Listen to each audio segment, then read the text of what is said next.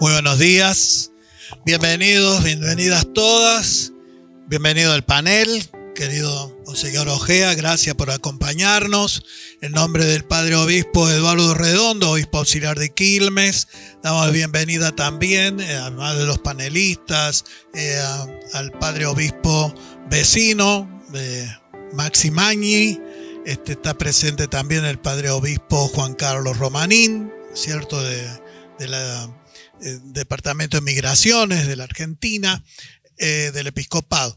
Gracias a todos los medios de prensa aquí reunidos y a todas las personas que se han acercado también, sacerdotes, religiosas, agentes pastorales, gente que trabaja en nuestros barrios, ¿no? Estamos en este mes de junio que para Cáritas es muy significativo, ¿no? Hemos realizado la colecta anual, tuvimos este lema, que digamos la solidaridad es esperanza, decíamos, y es lo que nos convoca, la solidaridad, que para los cristianos es fundamental naturalmente, pero que yo creo para todo ser humano es lo que nos dignifica a todos, ¿no? Ellos, los panelistas, van a ir presentando este proyecto que nos convoca aquí para darlo a conocer a todos, si bien es muy conocido, pero es bueno recordar estas buenas iniciativas que se han dado en el seno de nuestro país, desde lo estatal, pero que también ha ido prendiendo en estos barrios populares. Yo recuerdo, como buen cordobés no puedo dejarlo de lado, al santo cura Brochero, que le escribía al gobernador diciéndole: mire, señor gobernador, aquí lo que abunda es la necesidad. Realmente esto es lo que lamentablemente tenemos que seguir diciéndolo en nuestra Argentina, desde este conurbano profundo, decir que lo que abunda es la necesidad. Todo proyecto es bienvenido y toda persona de buena voluntad que tenga un poco de corazón es bienvenido para construir un mundo mejor, porque si no queremos algo es que nos roben la esperanza. Así que bienvenidos todos, muchas gracias, que se sientan en su casa, y gracias a las personas que viven y que trabajan en este lugar donde estamos alojados, y para ello nuestro fuerte aplauso.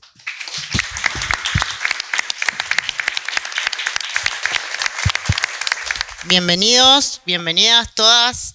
Agradecer, como dijo el padre, la presencia de mis hermanas del servicio de San Francisco y también de los jardines que funcionan acá en el barrio, que son proyectos de Cáritas y que, bueno, a mí siempre me gusta recibir muy bien a los que viven conmigo en mi barrio. Así que les agradezco que hayan venido, que se hayan convocado. Bueno, bienvenidos a los padres obispos y a todos los que hoy pudieron venir a compartir con nosotros esta mañana. Bueno, estamos en una obra de la SISU y yo les mostré a todos los que pude cuando iban llegando la cancha, que también es una ampliación también de la obra de la SISU. Y bueno, estamos en Yapi, Quilmes, y en un sector del barrio muy postergado, que bueno, gracias a los proyectos de la SISU de integración pudimos hacer conexiones seguras de electricidad, veredas, esta parte del edificio y la ampliación que nos permitió a nosotros alojar más chicos, más adolescentes en el centro, porque bueno, estábamos solamente abajo, no teníamos lugar para los adolescentes, y trabajar otras cuestiones que tienen que ver también con alejarlos del consumo. Nosotros decimos que, bueno, como decía el padre obispo, todos los proyectos son bienvenidos, pero nosotros siempre con la esperanza de dar la alternativa, que es el centro comunitario, la organización comunitaria o la droga o la organización narco. Entonces dar la alternativa de decir, bueno, nosotros también nos podemos organizar y podemos prestar el espacio para que nuestros jóvenes estén contenidos, que compartan con nosotros, que vean que otra salida es posible, que hay una vida mejor posible. En estos tiempos de crisis estamos viviendo otra vez situaciones de violencia que ya no se veían tanto, bueno, situaciones de necesidades extremas. Hay muchos de nuestros vecinos que trabajan, pero bueno, como todos saben, no llegan a fin de mes tampoco.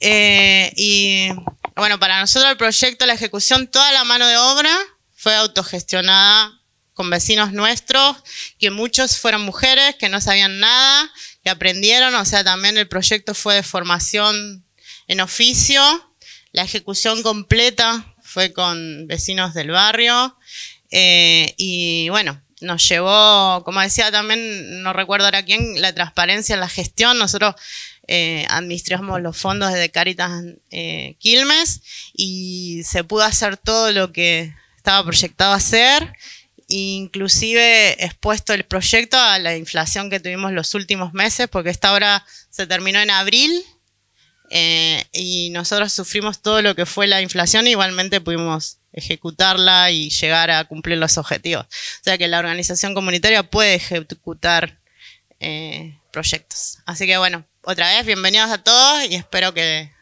la pasemos bien hoy. Muchas gracias, Monseñor Tisera, y todos los que acompañan aquí en el panel. Una alegría poder estar con ustedes. En el año 2016 tuve el privilegio, yo era presidente de Cáritas en ese momento, en una visita que hice a un barrio de mi diócesis, el barrio La Cava, me encontré con Mario Quintana, que era jefe de gabinete en ese momento, y me propuso poder empezar a caminar en esto de la integración sociourbana, poder juntarse con los movimientos sociales y pedirle a Cáritas y a Techo para mi País poder actuar en el diálogo como garantes para poder llegar a trabajar juntos en un proyecto que comenzó después a ser el relevamiento de los barrios populares, el RENAVAP. Ese proceso duró 2 años, donde estábamos sentados a la mesa, personas que teníamos miradas diferentes, perspectivas diferentes, formaciones diferentes.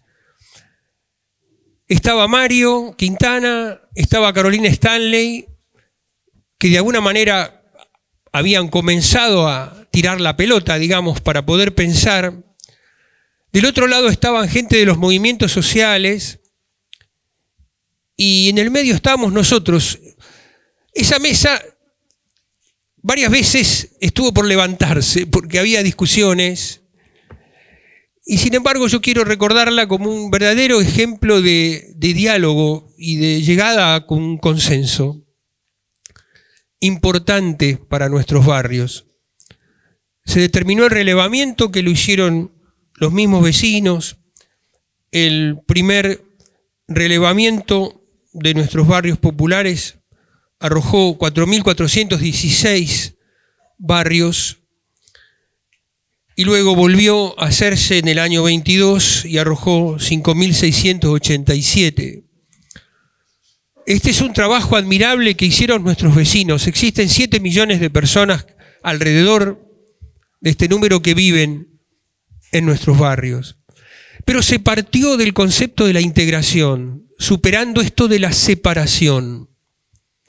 Esto que tanto mal nos hace, tanto daño provoca. Ir a una integración significa luchar por un asfalto. Ir a una integración significa poder, aunque sea, tener un espacio más en casa, un ambiente más, para evitar vivir hacinados. El proyecto reconoce, después se votó por ley de la Nación y se reafirmó 2 veces, en el año 18 y después en el año 22, por una mayoría impresionante en las 2 cámaras. Se llegó en ese momento a un consenso importante que de alguna manera marcaba: vamos a trabajar en la obra pública en nuestros barrios populares. Y de alguna manera el reconocimiento al derecho a los servicios, a la luz, al gas, al agua, además del certificado familiar. Y el logro, yo diría, de no ser erradicado un barrio, sino de respetarse el domicilio. Fijémonos, para personas como yo, que desde hace muchísimos años recorremos una villa de emergencia, el hecho de vivir en una villa le quitaba dignidad a la persona que no conseguía trabajo por no tener domicilio. El hecho de haber logrado el domicilio en un barrio popular hace a la dignidad de la persona. Esto que se logró fue mucho y además podía dar trabajo a chicos y chicas de nuestros barrios. Es imperioso, cuidando todos los mecanismos que hacen a la transparencia. Es imperioso que el Estado esté presente en nuestros barrios. De lo contrario, los entregamos al narcotráfico. Y yo querría señalar este peligro esta mañana. El narcotráfico hace un Estado dentro de otro Estado. Los testimonios que nosotros tenemos de los sacerdotes y las comunidades que están trabajando pastoralmente en nuestros barrios populares nos aseguran que esto tiene un avance impresionante. Y además están proveyendo de bienes a aquellos chicos y chicas que trabajan en el narcomenudeo y que además consumen. Por lo tanto, tienen como una doble esclavitud, estar consumiendo y estar trabajando para la finalidad del narcotráfico. Y muchas veces entrando en el sicariato, que ustedes saben que el narcotráfico termina en muerte. La ley es la muerte, es la antivida. Entonces, como la finalidad es el dinero, cualquier competencia es desechada, entonces se usa a los chicos para matar. Es una cosa tremenda. Me parece que en este momento necesitamos reflexionar, no solo aplicando todas las normas de seguridad y a través de la fuerza de seguridad, vamos a lograr terminar con este cáncer. Es necesario que haya una presencia que ponga incluso ánimo espiritual en la vida de nuestra gente y al mismo tiempo pueda hacer y facilitar, haciendo más humana las vidas de nuestros hermanos y hermanas. Nosotros queremos hacer un llamado desde Cáritas a no entregar nuestros barrios al narcotráfico, no entregar nuestros barrios, nuestros chicos, nuestras chicas, porque en poco tiempo cuando se trabaja para el narcotráfico y se reconoce que se reciben remedios si se necesitan, alimentos si se necesitan, servicios esenciales si se necesitan, entonces terminamos con que todo un barrio está cómplice, comprometido, en una maraña sumamente intrincada y en una vida sumamente infeliz. Que el Señor nos conceda poder iluminar nuestras mentes de todos, que tenemos responsabilidad para que no se repita en nuestra patria lo que en algunos lugares de Latinoamérica ha cundido de un modo nefasto. Muchísimas gracias.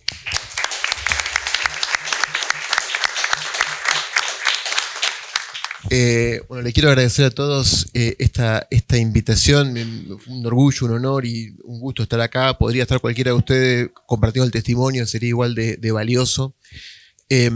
Para quedar bien con todos los compañeros obispos acá. Yo soy de Quilmes, Monticera, soy de Espeleta, pero después los años me hicieron que me case con una de San Isidro y me casé en la Catedral de San Isidro. Así que también estamos bien ahí. Nos casó el padre Pedro Echen, tío de la... Tío. Después les cuento cómo el de Espeleta enganchó a la de San Isidro, ¿no?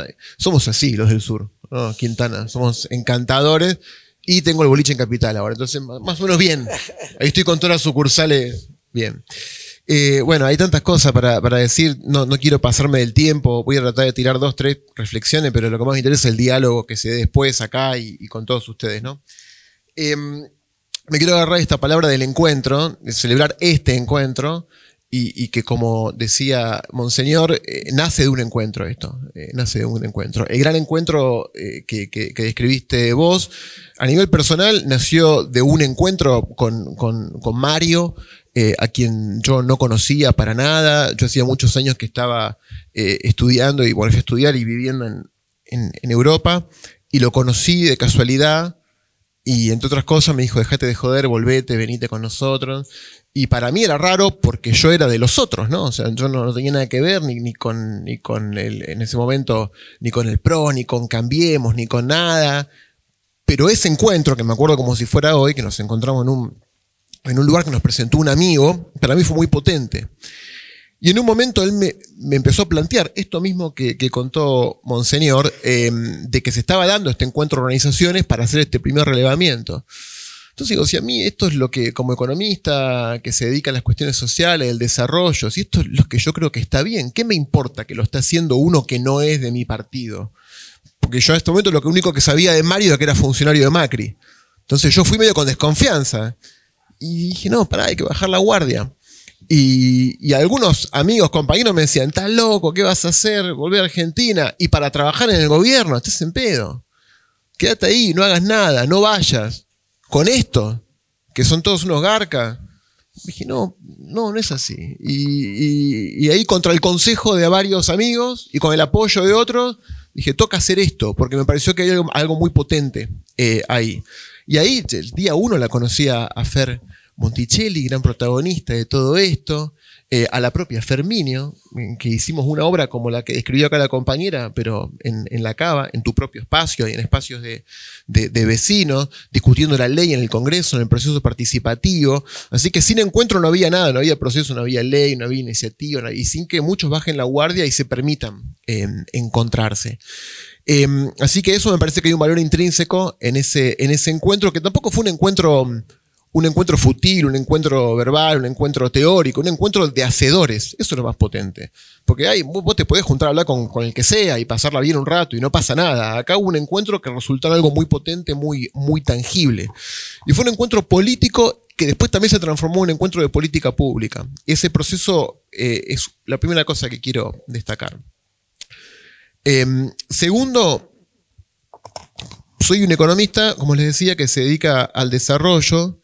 Y si yo sacara por un segundo todo el imperativo moral que nos puede convocar, digamos, que a mí por supuesto me convoca, pero aún si no me importara eso, cuando se lo explico a gente que lo tiene menos en la cabeza esto, lo que les digo es que la desintegración urbana, digamos, la desintegración urbana es la manifestación territorial de la desigualdad, es un subóptimo social. O sea, las ciudades nuestras no van a alcanzar su máximo potencial con la sociedad físicamente dividida. Así que si no te convoca por una vocación de propósito, por lo menos te tiene que, por un tema de egoísmo. Bueno, puedes vivir una vida plena, feliz, y tenés a los otros que están, y no se puede comerciar, no se puede transportar, no se puede circular, nos va a matar a todos esa desintegración. Entonces, no importa de dónde vengas, la desintegración como un subóptimo y esta idea de integración, que cuando yo era chico, claro, se hablaba de erradicación de villas, ¿no? El camino transitó de pasar de erradicación de villas a integración sociourbana. Ahí las palabras importan mucho. Yo venía de estar muchos años trabajando en el Medio Oriente, en la Tierra Santa, entre Israel, Cisjordania y Gaza, y quizás eso a mí me hizo ver el poder de la desintegración y de la decisión física de las ciudades. Es muy difícil moverse, más allá de todos los conflictos, muy complicado moverse de A a B. Y ese lugar podría ser el lugar más próspero del mundo. Y es un lugar muy complicado, en parte por las divisiones físicas que hay. Ir de Jerusalén a Belén, que debiera ser un toque, te puede llevar todo el día. Porque te paran, hay un muro, hay una cosa, hay un quilombo. Y a Belén va 1 millón de personas por año. Deberían ir 40 millones de personas por año. Van 5 millones al santuario de la Virgen de Lourdes en Francia, y el sitio del nacimiento de Jesús. O sea, es un lugar que no le sirve a nadie. O sea, no le sirve a nadie, no le sirve, no sé a quién le sirve. Pero es un subóptimo la desintegración. Acá, salvando las distancias, pasa lo mismo. Y es un fenómeno que se está agrandando. Entonces, en esta defensa del camino, yo creo que más lo vamos a poder defender cuanto más y mejor hagamos y de manera transparente para generar esa integración. Quiero dejar acá dos, tres cositas que me parece que más allá de esta reivindicación, por lo menos poner en la mesa 3 temas que veo como desafíos de cara al futuro. Uno es, está fenómeno que esté la ley, está fenómeno que esté la política pública, pero para que esto sea una realidad, yo creo que hay que empezar a repensar cómo pagamos estas cosas. Porque ahora obviamente que la política, cuando terminamos este marco normativo en el 19, vino la gestión de Alberto Fernández, vino Fernanda, el instrumento financiero que dejamos previsto en la ley, el FISU, el famoso FISU, fue nutrido de recursos del tributo del impuesto país, pero eso después se corta, porque viene uno que dice, no, el Estado no, que los vecinos hagan el puente, jódanse. Chau, listo. O sea, pasaste de 9% del impuesto país a 0,0 nada, 0, nada. ¿Qué hace con eso? Y si 1, 2, 3 años que no pasa nada, no pasa nada. Y esa política que construimos entre todos se muere. Entonces yo creo que hay, no los voy a aburrir con esto, pero sí siento que hay muchas otras maneras de que yo creo en la acción estatal y el Estado junto con las organizaciones, junto con la iglesia, junto con la sociedad civil, creó un instrumento muy potente. Ahora, el instrumento tiene que dar resultados, digamos. Y me parece que tampoco yo creo personalmente un Estado soviet que tiene que hacer todo el Estado. Y esta escala, nosotros calculamos apenas llegamos que para la integración de todos los barrios que había en el registro en ese momento, hacían falta 26.000 millones de dólares. Si uno quisiera ver, es un número que nos cuesta meternos en la cabeza, es un montonazo de guita, 26.000 millones de dólares. Y el gobierno, el que sea, los de Néstor, los de Cristina, el de Macri, el que vino, en un año bueno, quizás te pone 50 millones de dólares, 70 millones de dólares, 100 y pico millones de dólares, contra 26.000. No es nada. El problema crece más rápido que las soluciones. Entonces, si no le encontramos una manera cómo financiarlo, que digamos, no los voy a aburrir con esto, me parece que, no sé, menos vamos a poder defender la política, porque no vamos a hacer nada. Segundo tema, el rol de todos los órdenes del Estado. O sea, el Estado Nacional en este caso creó un marco normativo, pero son problemáticas donde las provincias importan y sobre todo los municipios importan. Hay funciones inherentes al quehacer municipal que tienen que ver con la planificación territorial, los usos de suelo, que los municipios no pueden ser ajenos a esto, y muchos municipios son ajenos a esto. Agarren el AMBA, el ya conocido como AMBA. Entre 2006 y el 2016, el suelo urbano donde vive gente, o donde se hacen cosas, creció, ¿no? Como siempre. De todo ese crecimiento, el 85% fue para uso residencial. El resto, no sé, industrial, qué sé yo. De todo el uso residencial, el 55% del nuevo suelo, ¿saben para qué fue? Para countries, para barrios cerrados. Y lo segundo más grande fue para villas. Entonces la ciudad, así como está, la inercia, profundiza la decisión. Country o villa. Hay countries en Espeleta. O sea, yo soy de Espeleta. No había country en Espeleta. Hay 3 barrios cerrados en Espeleta. Agarran el corredor sur donde estamos, allá de Berazategui. Había una foto de una especie de mini Nordelta en la reserva de Berazategui. ¿Y quién vota eso? O sea, ¿quién lo decide eso? El Consejo Deliberante. Dicen, sí, hermano, andá y haz el country, qué sé yo. Son todos permisos que se dan ahí. Entonces me parece que la cuestión municipal, provincial, nacional, hay que entenderlo un poco mejor. Y los roles de cada jurisdicción y que ninguna le saque los pies del plato, porque si no siempre termino hablando del Estado Nacional. Este grupo es diverso, pero no es tan diverso. Entonces yo creo que me encanta encontrarnos acá, me encanta hablar entre nosotros, con los matices que podamos tener, pero no tenemos tantos matices entre los que estamos acá. Me parece que haciendo zoom para afuera, hay un montón de gente que esto no lo ve, que se jodan, que cómo le dan plata a los villeros de mis impuestos si yo aporto y ellos no. Esa narrativa, no solamente que siempre existió, sino que creo que ahora está potenciada, alentada y va a ser cada vez peor. Entonces me parece que la diversidad hay que buscarla afuera. O sea, que esto sea un germen que nos invite a salir y a entusiasmar a otros y a ponerlo en valor.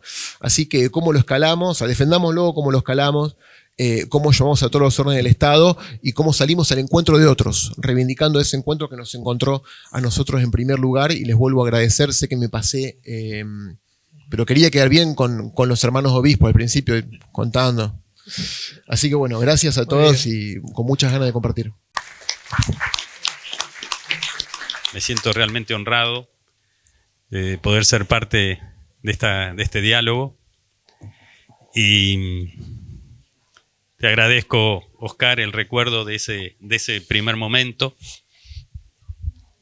Quiero también pedirle un aplauso a Fernanda Monticelli. Ha sido una protagonista a lo largo de todos estos años.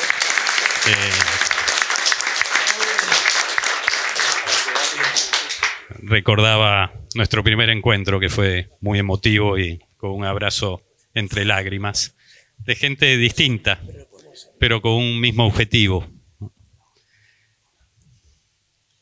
Esta alegría se ve un poco empañada por algo que mencionó Oscar. Cuando hicimos el relevamiento eran 4.400 y pico de barrios. Hoy son más de 6.000. Lo cual evidencia que como comunidad los argentinos no le hemos encontrado la vuelta. Y que llevamos muchas décadas en un proceso de empobrecimiento, de deterioro. Si pensamos que hace 50 años menos del 5% vivía debajo de la línea de pobreza, más allá de discusión de mediciones y demás. Y creo que estamos cerca de la mitad. Creo que nadie puede hacerse el sonso frente a esa realidad. Es decir, tenemos que abrir los ojos frente a esa realidad. Y todo lo que tuvimos responsabilidad como clase dirigente, reconocernos responsables de esa realidad. Y si hay una responsabilidad que yo pongo primero en la lista, es la demonización del que piensa distinto. Porque como comunidad nunca vamos a poder ser una comunidad confiable, creíble, próspera, si pensamos que la mitad tiene la culpa y la otra mitad le echa a la otra mitad la culpa y así vamos, ¿no? Y este quizá es uno de los aprendizajes más lindos que deja este proyecto, que podemos ver las cosas muy distinto, pero podemos construir consensos. Y creo que es un proceso de aprendizaje que la sociedad argentina, más lento quizá de lo que nos gustaría, ha transitado. Yo digo que la recuperación democrática en el 83, con todo el dolor sobre el que nació, es un consenso entre los argentinos. Hoy nadie quiere abandonar esa democracia. Es una lección aprendida entre todos y que nos encuentra a todos del mismo lado. Yo creo que ese es el camino. Aprender para construir consensos y poder empujar todos para el mismo lado. En mi mirada, eso llama a una cultura del abrazo, no del denostar a otro. Jesús nos llama a eso. Yo siento que el reino de Dios que Él propuso hace 2000 años era un reino donde hermanos y hermanas vivíamos en la confianza. Y no me cabe ninguna duda que en el corazón de cada humano habita ese anhelo de esa sociedad. Con lo cual, yo creo que esa es la llamada. Y la verdad que si yo pienso en ese deterioro de la Argentina, la imposibilidad de construir algunos consensos nos está saliendo cara. Y para mí uno de esos consensos es que no vamos a salir de la pobreza si no tenemos orden macroeconómico. Hoy tenemos un gobierno que ha puesto el orden macroeconómico por encima de todas las agendas. Cada uno podrá tener sus diferencias, pero ojalá sea exitoso, porque necesitamos el orden macroeconómico. Necesitamos un Estado que no tenga déficit fiscal, porque eso genera inflación y genera pobreza y genera falta de trabajo, y así estamos. Es decir, podría ser un consenso de los argentinos. Ahora, ese Estado tiene que tomar decisiones. ¿Cómo se llega a ese superávit fiscal? Y seguro que no es cortando la ayuda a los que más la necesitan. Seguro. Es decir, si tuviéramos que poner una prioridad, siempre la prioridad tiene que ser el más vulnerable. Yo estuve haciendo unas cuentas nomás para darles una idea. Con lo que perdió Aerolíneas Argentinas de que se estatizó, se hubieran urbanizado la mitad de las villas del país. Con el subsidio que se le da a 4 industriales de Tierra del Fuego, en 20 años se urbanizan todas las villas del país. Entonces, no es un tema, acá no estamos para decir, che, no importa la inflación, no importa el déficit fiscal, urbanicemos. No, sí nos importa. Nos importa que no haya inflación, nos importa que no haya déficit fiscal. Lo que estamos diciendo es con qué prioridades definimos las cosas. Y nosotros creemos que la prioridad número 1 es la atención a lo que más lo necesitan. Y en ese contexto, el proyecto de integración sociourbana, como bien indicó Welly, tiene una lógica que si no queremos hablar desde el corazón, que yo creo que la dignidad humana habita en el corazón de todo y es el argumento más importante, no me cabe duda. Pero si queremos dejarlo de lado y lo queremos mirar con ojos economicistas, materialistas, también es la decisión correcta. Tenemos que hacer la integración de los barrios porque es, desde todo punto de vista, una política inteligente. El fideicomiso que se creó por ley, generando uno de los consensos más amplios durante la presidencia de Macri, que por cierto, no es que yo empujamos este proyecto con Caro y muchos otros a sus espaldas, sino que fue con el apoyo de Macri. El consenso que se generó por ley fue casi unánime, o unánime. Es decir, no es poca cosa cuando generamos un consenso para establecer una política pública. La tenemos que honrar, la tenemos que respetar, tenemos que construir a partir de ahí, ¿no? Si hubo la creación de un fideicomiso, no es porque acá nadie quiso hacer cosas raras, sino porque nos pareció que era un instrumento válido y sigue siendo un instrumento válido. Y si hay errores, habrá que corregir los errores, pero sin demonizar, con seriedad, con profesionalismo, porque lo que está en juego es el sufrimiento de muchos hermanos y hermanas. Lo que está en juego, como bien lo dijo Oscar, es el avance del narcotráfico, que es de las peores lacras que atentan contra la humanidad. Entonces, digo, para cerrar, y no sé si ya me excedí del tiempo, pero mi llamamiento es a un abrazo, a ser serios en paliar el sufrimiento humano. Y acá nadie queda fuera, tenemos que estar todos, tenemos que estar juntos, dejar de mirarnos con desconfianza y demonizándonos unos a otros y poner realmente a los necesitados adelante. Gracias. Buenos días. Bueno, gracias primero por la invitación de compartir este panel. Me parece que es en este tiempo muy necesario, no solamente por el riesgo de la política pública que nos aunó en un momento de distintos lugares. Yo venía escuchando recién a Welly y a Mario. A mí no me fueron a buscar de Europa de ningún lado, para formar parte, les cuento. Sí, de una política que me interpelaba, no solamente por vivir en un barrio popular, en la acá donde tantas veces nos cruzamos y soñamos con que sea distinto y con que la sociedad tenga una mirada distinta, yo digo, a los barrios populares, que creo que fue el primer cambio de paradigma de esta política pública, porque sí existe la discriminación, y el que no conoce y que no vive en primera persona la deficiencia de un barrio popular, enseguida caracteriza mal. Y hay que estar ahí para ver la urgencia de los que menos tienen y los que les faltan los servicios y por donde pase, y que siempre ve al Estado, a la política, como algo que se sirve de esa necesidad y no de alguien que la viene a transformar, como sucedió después de un par de años con esta política pública. Cuando me proponen a mí trabajar para la integración de los barrios, todavía no estaba eso, sí lo había escuchado en un documento, lo había leído en un documento, pero se me hacía como muy complicado entender cómo íbamos a entrar todos ahí, porque siempre como que se planteaban de arriba para abajo las políticas, no teniendo en cuenta las familias que vivíamos ahí, las necesidades y prioridades que teníamos nosotros y nosotras ahí. Me fueron a proponer la posibilidad de ser relevadora de mi propio barrio en el 2016, los compañeros muy queridos que siguen militando al lado mío y yo al lado de ellos.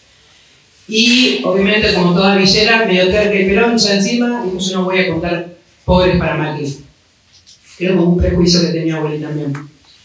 Pero cuando fui viendo quienes planteaban esta posibilidad de relevar los barrios de Argentina, y que estaba Cáritas, como buena cristiana también, porque soy profesora de catequesis, y dije, bueno, si esto sale mal, ya no sé a qué tenemos que apuntar para que empezar a entender que los barrios son parte de una una Argentina, que no somos una mancha en un mapa, sino que tenemos entidad, tenemos familias y se sufre, se cree, pero también se tiene mucha esperanza. Y esto lo vi. Y por esa decisión me sumé a contar estos barrios con la única esperanza de que esos datos volvieran al barrio, a nosotros militantes de los barrios católicos, sociales y políticos, para poder crear instrumentos para transformar y dar vuelta a la realidad que vivíamos ahí. Creo que todo ese año fue los datos, empezar a ver cómo se georreferenciaba, palabras que fui entendiendo y poniendo en mi lenguaje tiempo después, pero fue una iniciativa que no podía salir mal, porque había personas que no te hablaban de eso. ¿Sí? Creo que 2 veces con esta, que escucho a Mario Quintana hablar de los barrios. Sabía que había estado convocado y que fue parte de la decisión de que suceda, pero no lo había escuchado.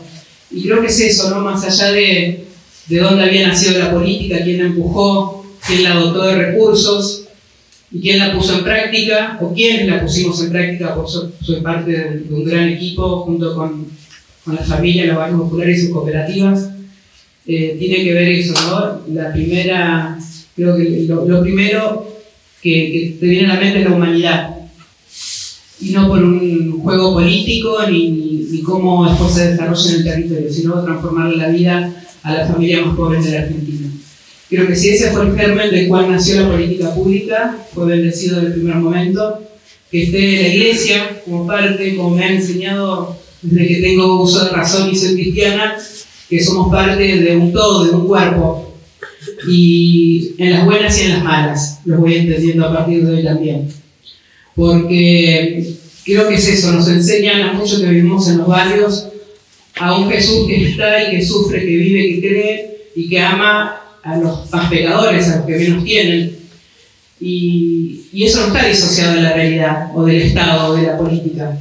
Creo que es todo. Al ser una institución de iglesia, creo que en este tiempo tan atacado, como somos muy atacados también quienes formamos parte de un Estado y formamos parte de la política de integración urbana, creo que nos viene a interpelar cómo salir a defenderla, porque la han desfinanciado. Y eso creo que fue una de las políticas, lo dijo el arzobispo de Buenos Aires en la homilía, entre otras cosas que fue escuchando maravillosas, como lo que leyó el padre Toto. El padre Jorge García Cuerva decía que era la política que había transcurrido 2 periodos de gestión distintos, porque uno fue el de Macri y después el de Alberto, y que eso se respetaba y que eso había que llevarlo adelante porque se había entendido en el Estado que había que atender a los últimos de la fila. Pero bueno, suceden cosas y pasa que ahora no está ese recurso. ¿Qué repercusión tiene eso en nuestros barrios? Creo que eso es lo que más preocupa, porque más allá de los consensos que pueden haber políticos, de acción, con el tema de los recursos económicos, más allá que el fideicomiso recién nos pudimos armar el primer año de gestión, esta parte no me deja mentir, en noviembre del 20, plena pandemia.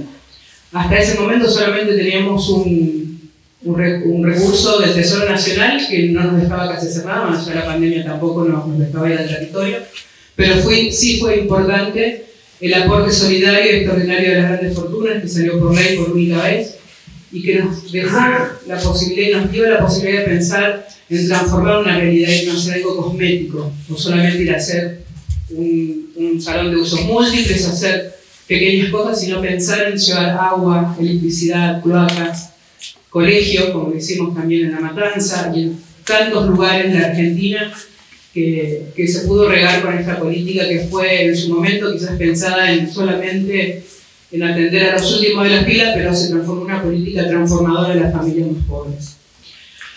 Hoy que no está esa política y todo lo que había generado en 4 años de gestión que nos dejó llevar adelante hasta ese momento, cuando recibimos la secretaría, tenía recién 2 años, ¿no? Porque no me deja tampoco. Que desde el gobierno de Alberto Fernández y Cristina Fernández pudieron también los distintos diputados y senadores financiarlo con este aporte solidario extraordinario de las grandes fortunas. Ese recurso porque sabíamos que iba a ser mirada la Secretaría de una manera distinta, porque hasta ese momento no había ninguna política pública que tenga fondos exclusivos para los barrios populares. Empezamos a hacer todos los controles donde iban a poder tener en tela de juicio nuestra política en ese momento tan desarrollada en todo el país. Más allá del ataque que tenemos, como tenemos la conciencia tranquila y podemos dar cuenta de todo lo que hicimos en el Estado, lo que sí no podemos nosotros es frenar lo que está pasando, como decía recién el padre Oscar, el avance del narcotráfico. Que ya estaba, me tocó visitar muchos barrios de la Argentina diciendo que había un estado paralelo. Y como el mal, no te va a parecer, me enseñó también un cura, disfrazado de demonio, vestido de rojo y con un tridente, se va disfrazando de cosas que en la necesidad que hoy viven los barrios se están naturalizando como que por qué no.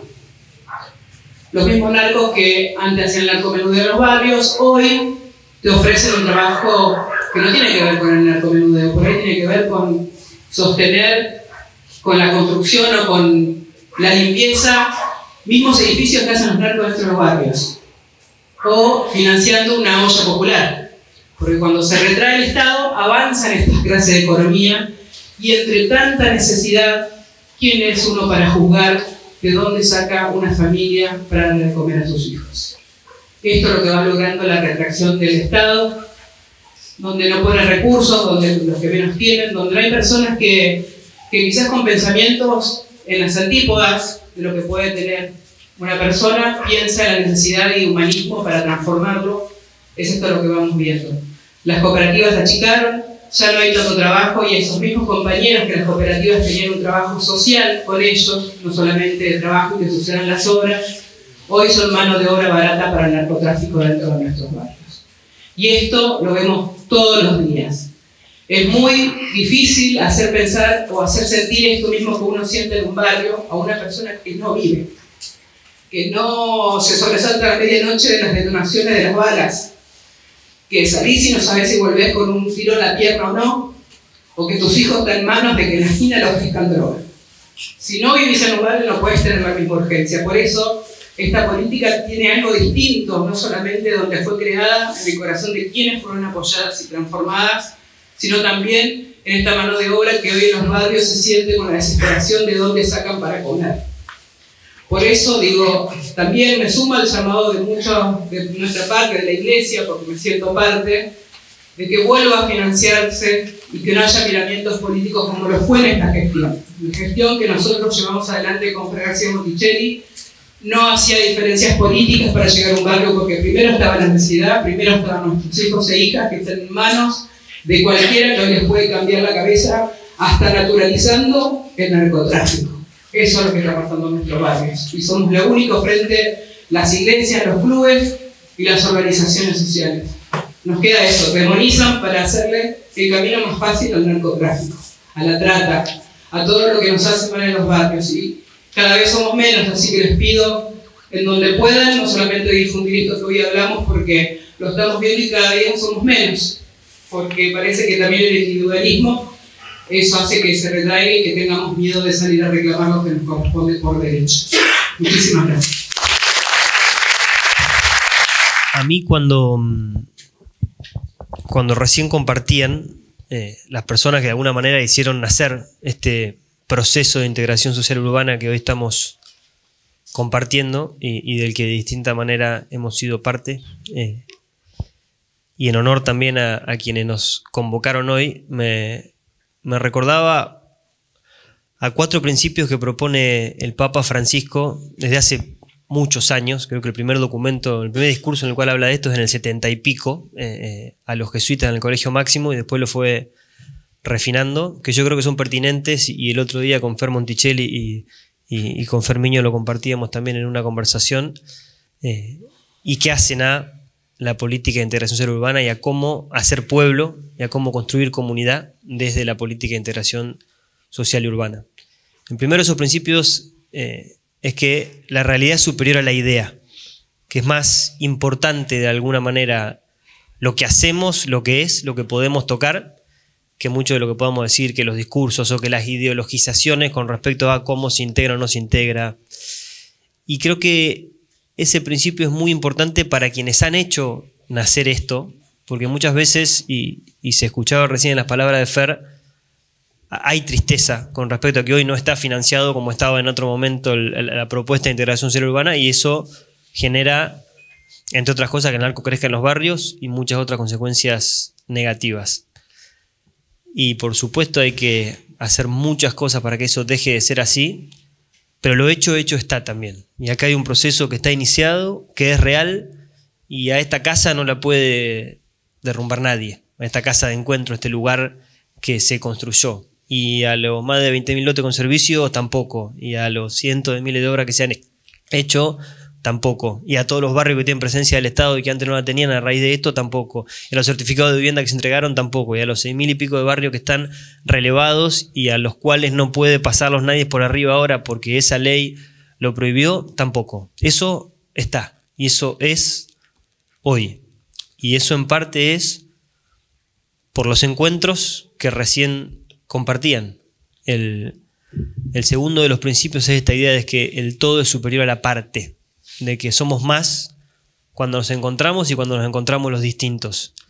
Y la historia de la política de integración social urbana es una historia de encuentro de los distintos, de distintas personas con distintas ideas, con distintas trayectorias, distintas organizaciones también. El primer relevamiento que Techo hace es en La Plata en el año 2009. Y a raíz de eso entra en conversación con otras organizaciones y con la iglesia, y se va potenciando ese trabajo y termina en el 2016 en la propuesta que se hace en conjunto y que se abraza desde el gobierno nacional y que termina en el Reglamento Nacional de Barrios Populares, del cual participaron todas las organizaciones y personas que están acá y muchas más. Esa búsqueda de armar un todo más grande, yo personalmente creo que el todo en que tenemos que pensar es la Argentina como país, que necesita orden macroeconómico y que necesita inversión en los barrios populares, y que es una falsedad absoluta plantear esas dos cosas como polos irreconciliables. Es mentira que no se pueda hacer.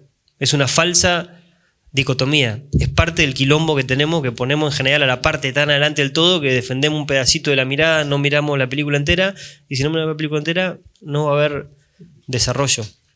Y me parece que esta política es testimonio de poner al todo por arriba de las partes, y de poner a los barrios y a los hombres y mujeres que habitan en los barrios primero, con una conciencia muy potente y muy importante, que es que no hay libertad si yo no tengo un techo abajo del cual dormir, si no tengo agua potable para tomar, si no tengo electricidad, y si cuando salgo tengo miedo que me ponga un tiro, en el mejor de los casos en la pata, en el peor de los casos en la cabeza, un narco en la esquina de mi casa. Eso no es libertad. Es mentira que hay libertad en la Argentina hoy, en los barrios populares, en la medida en que no hagamos la inversión que tenemos que hacer desde el Estado y desde los otros mecanismos que también Welly y Mario apuntaban, que tienen que estar presentes para que pueda tener la escala que tiene que tener esta política. Tercer principio, la idea de que el tiempo es superior al espacio. Y creo que ahí también tenemos que encontrar esperanza.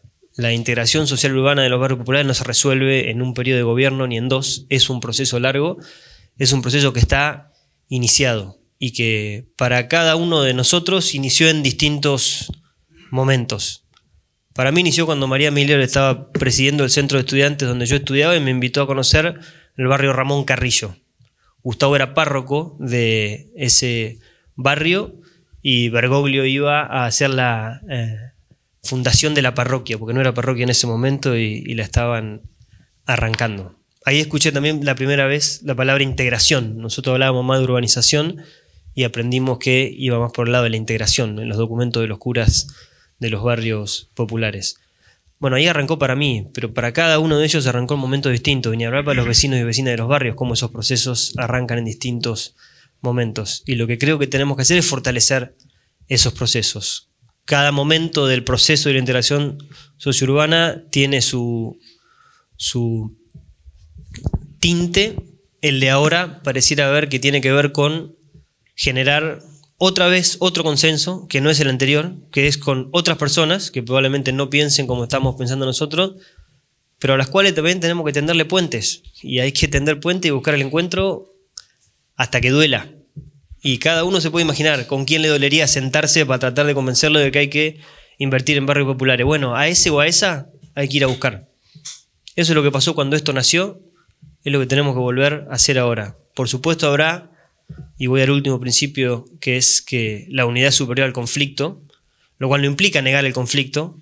El conflicto es parte de la vida humana y de cualquier relación, pero el desafío grande es superar ese conflicto. Si la política se queda en el conflicto y abrazando el conflicto y solamente en el conflicto, no hay resolución. La política está justamente para que podamos superar ese conflicto. Y creo que hay pistas para hacer ese camino. Uno tiene que ver con el encuentro, como recién proponían. Otro tiene que ver con lo aprendido. La Fundación Fundar acaba de sacar un documento muy potente sobre integración de barrios populares que de alguna manera recoge todo lo que se ha aprendido acá y en otros lugares de Latinoamérica. El animarnos a buscar el ejemplo propio y el ajeno también es importante. Desde el encuentro, desde los contenidos, desde el animarnos a sentarnos con el que realmente piensa distinto, creo que es posible hacer esta patriada, que sigue siendo la misma de cuando arrancó el RENAVAP y que sigue siendo la misma que impulsaron Cáritas, Techo y los distintos gobiernos que apoyaron esta política. Y para terminar, porque son tiempos en muchos sentidos muy, muy jodidos, hay un poeta alemán que también el Papa recoge que dice: donde crece el peligro, crece lo que nos salva. Y yo creo que cuando uno ve las obras que han levantado hombres y mujeres en barrios populares, poniéndole barrera al narco, poniéndole barrera al hambre, poniéndole barrera al no tener a dónde dormir, poniéndole barrera a la inseguridad y haciendo crecer ahí gérmenes de hermandad, de solidaridad, de libertad, de crecimiento, de posibilidad de que cada uno y cada una pueda forjar su propio destino y forjemos un destino colectivo, ahí creo que hay esperanza y a esa esperanza tenemos que mirar siempre que la perdemos, porque son tiempos donde muchas veces se pierde, pero creo que volviendo al barrio y viendo lo que desde ahí se construye podemos sumarnos a eso para seguir haciendo crecer cada barrio de la Argentina y a la Argentina misma. Muchas gracias. Muchos por ahí no quisiéramos que existieran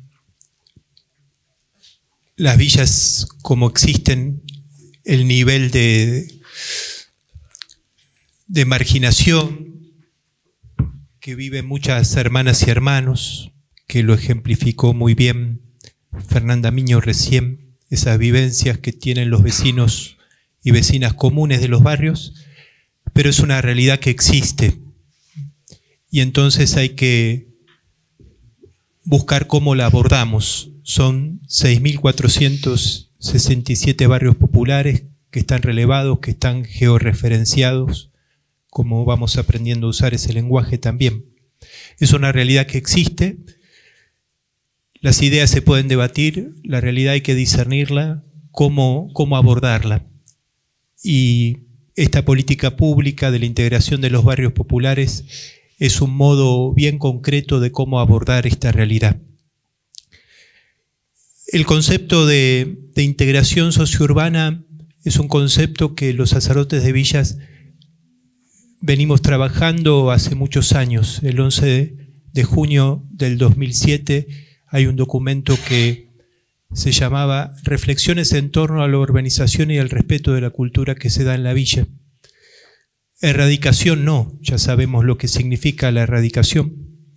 Urbanización sí, pero es algo incompleto. Cuando hablábamos de integración, ¿qué queríamos decir? Que los vecinos y vecinas que viven en los barrios populares no solo dan que pensar, sino que piensan. No solo despiertan sentimientos de misericordia, en algún caso de temor ante lo desconocido, sino que sienten. Y no solo padecen las injusticias, sino que se organizan y trabajan en comunidad para hacerle frente a esas injusticias y salir adelante. Entonces, el concepto de integración también, y quiero subrayar, tiene esto, ¿no?